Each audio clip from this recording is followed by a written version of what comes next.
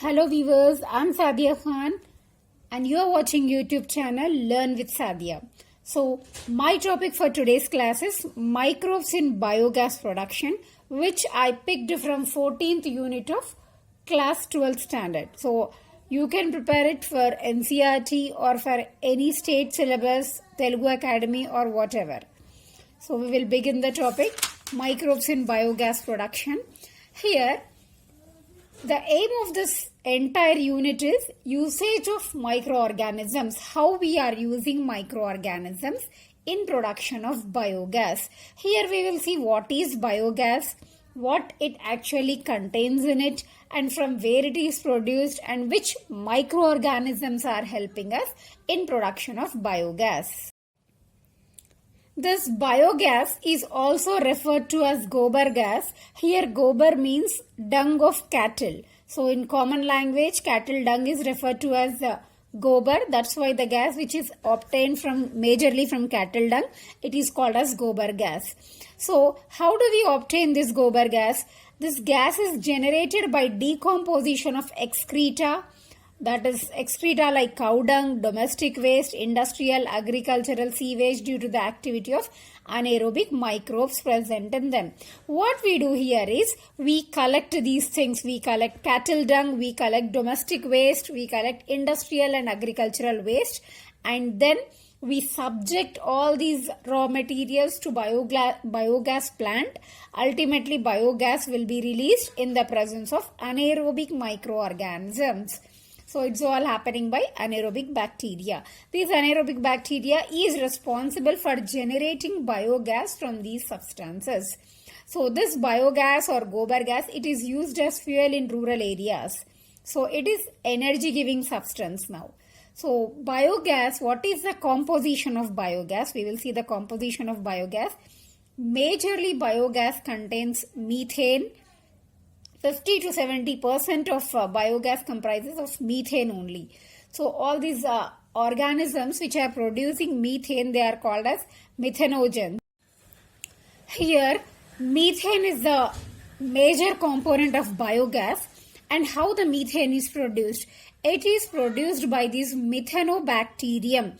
These methanobacterium, they are acting on cellulosic compounds of all the raw materials like cow dung, domestic waste, whatever we have collected, they contain cellulosic compounds, and this methanobacterium, it is acting on cellulosic compounds and generating large quantities of methane. Along with methane, they also generate carbon dioxide and hydrogen gas. See, these methanogens, they are playing very important role in the nutrition of cattle. They are generally found in these things: anaerobic sludge. We have seen anaerobic sludge in our previous video. Then we have rumen of cattle. Rumen of cattle, that is nothing but a sort of gut or digestive tract of cattle. Marshy, wetty places. Okay, this cattle dung is used for production of biogas because it contains cellulosic materials as well as methanogens. See here, our aim is production of gobar gas or methane gas. So here we prefer cattle dung as raw material. Why do we prefer cattle dung as raw material? Because we produce biogas from cellulosic material in the presence of methanogens. Both these cellulosic materials and methanogens, they are present in cattle dung. That is the reason we use cattle dung for the production of gobar gas. Here this technology of biogas production was developed in India by these two institutions. First one is IARI, Indian Agricultural Research Institute. The next one by KVIC, Khadi and Village Industries. These two organizations are responsible for generating or producing the biogas in India as a fuel. Here in this picture you can see the biogas plant and how biogas is produced in this particular plant. Here first what we do is, in this particular section or compartment, we add cow dung, cattle dung, and then we add water so that a sort of slurry is obtained, a paste sort of substance will be obtained, and this slurry is then sent into this concrete tank, which is usually 14 to 15 feet deep, and in which the cow dung slurry is fed. So from this region, slurry comes to this part, and in this region the gas will be generated. So what we do is we cover this tank with a floating cover, and whenever a gas is produced, this cover will rise up. Whenever this slurry is producing the biogas, the cap or the lid or cover which is floating on it, it will rise up. Okay, now you can see here we have connected one outlet for the gases to come out. Okay, so from this section, methane gas, carbon dioxide, hydrogen gas, all these gases will be let out from this section and we can collect it. And from this digester, the used up slurry or the solid material which is remaining here, it is sent to this particular region, sludge. Later on, this sludge is used as fertilizer for soil. Okay. We will now discuss the usage of microorganisms as biofertilizers. As every living organism requires food, plants also require food, and we are giving them food, and that is called as a fertilizer. But here we are using microorganisms as food of plant. That is nothing but biofertilizers, organisms that enrich the nutrient quality of soil. Some organisms which are, when added to the soil, they increase the nutrient quantity of soil, and such organisms are termed as biofertilizers, living fertilizers. That's it. Here, what are the sources of biofertilizers? I mean to say, which microorganisms, which microbes are acting as biofertilizers? We have categorized three kinds. First is bacteria, then we have cyanobacterium, then we have fungi. So the first one is bacteria. So as we know, bacteria, they fix the atmospheric nitrogen, they enrich the soil nutrients.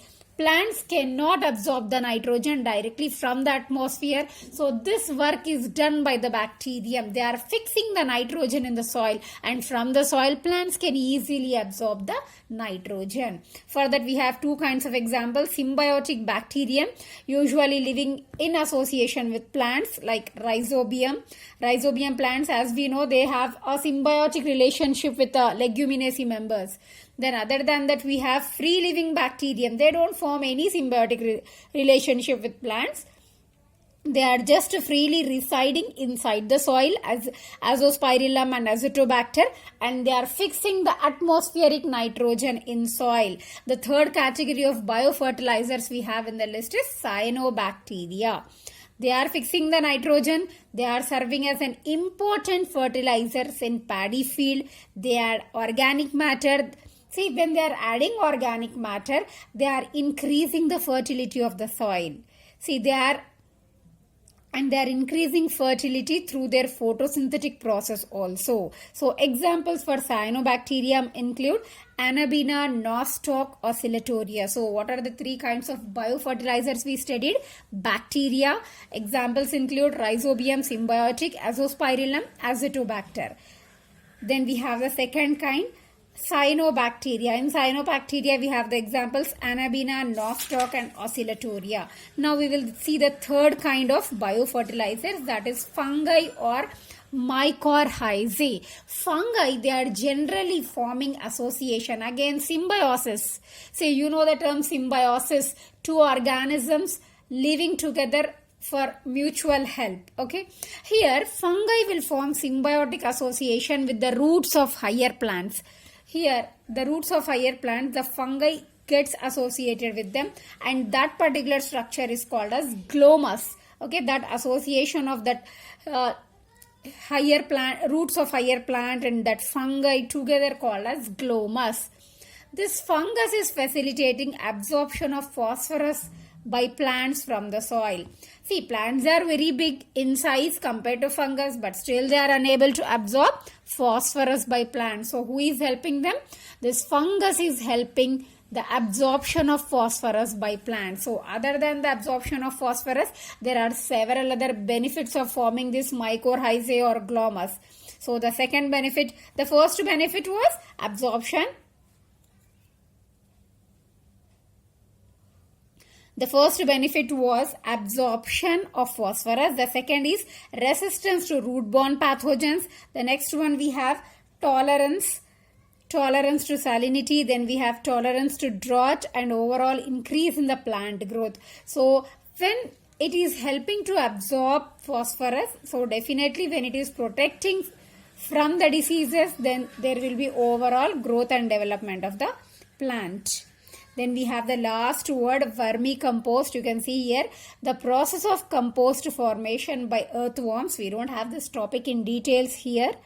So with this, I conclude the topic. So at the end of my video, I take the choice of making an appeal. Thanks to all the subscribers and those who are new to my channel.